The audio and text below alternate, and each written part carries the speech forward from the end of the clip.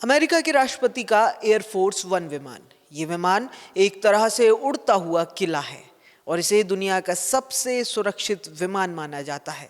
लेकिन जब इस विमान को टेक ऑफ होने के कुछ ही देर बाद इमरजेंसी लैंडिंग करना पड़े तो लोगों के मन में सवाल आ ही जाता है कि आखिर इस विमान को, जिसे अमेरिका की ताकत, सुरक्षा और स्टेट की सुरक्षा का प्रतीक माना जाता है, उसमें ऐसी क्या गड़बड़ी आ गई।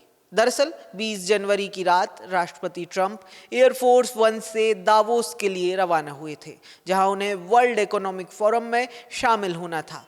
लेकिन टेक ऑफ के कुछ ही समय बाद विमान में एक इलेक्ट्रिकल समस्या सामने आई। सुरक्षा नियमों को ध्यान में रखते हुए पायलट और क्रू मेंबर्स ने बिना किसी जोखिम के विमान को वापस जॉइंट बेस एंड्रूज ले जाने का फैसला किया।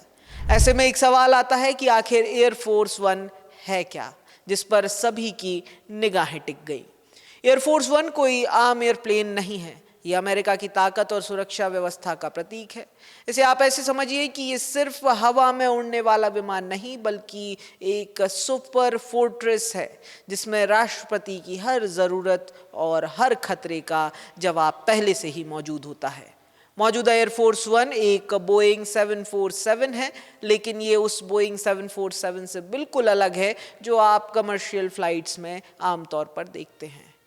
ये खास तौर पर राष्ट्रपति के लिए पूरी तरह से बदल कर कस्टम मेड रूप से तैयार किया गया है, जैसे किसी कार को एक सुपर कार में बदल दिया गया हो। अब सवाल आता है कि इस विमान में ऐसे क्या फीचर हैं जो इसे अजेय बनाते हैं। Air force one super advance communication system से लैस है। इसका मतलब यह है कि राष्ट्रपति दुनिया के किसी भी कोने से तुरंत संपर्क कर सकते हैं, चाहे हालात कितने ही खराब क्यों ना हो। इसका मिसाइल डिफेंस सिस्टम भी खास है। अगर कोई हमला करने की कोशिश करे तो ये विमान खुद को घातक से घातक मिसाइल के वार से भी बचाने में सक्षम है। बिजली चली जाए, सिस्टम फेल हो जाए या कोई खतरा सामने आ जाए, ये विमान हर स्थिति में काम करता है। अब मन में एक सवाल ये भी आ रहा होगा कि सुपर एडवांस कम्युनिकेशन सिस्टम से लैस ये विमान यानी एयरफोर्स वन का मेंटेनेंस आखिर करता कौन है। एयरफोर्स वन को हवा में उड़ाने वाला कोई अकेला पायलट नहीं होता। इसके पीछे एक पूरी मिलिट्री मशीनरी खड़ी रहती है और इस उड़ते हुए किले की जिम्मेदारी किसी एक के हाथ में नहीं, बल्कि कई सुपर प्रोफेशनल टीमों के हाथ में होती है। एयरफोर्स वन की देखरेख की कमान प्रेसिडेंशियल एयरलिफ्ट ग्रुप के पास होती है और ये ग्रुप सीधे व्हाइट हाउस मिलिट्री ऑफिस के अंतर्गत काम करता है, यानी ये ग्रुप सीधे व्हाइट हाउस को रिपोर्ट करता है।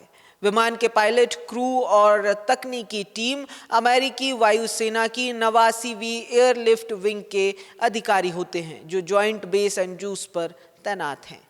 मतलब ये विमान सिर्फ उड़ता नहीं, बल्कि पूरी तरह मिलिट्री ग्रेड टीम से संभाला भी जाता है।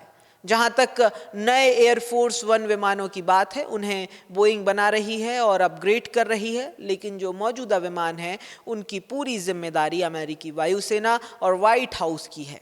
एयरफोर्स वन को ऐसे ही सुरक्षित विमान नहीं कहा जाता। ये विमान परमाणु हमले तक को झेलने के लिए डिजाइन किया गया है।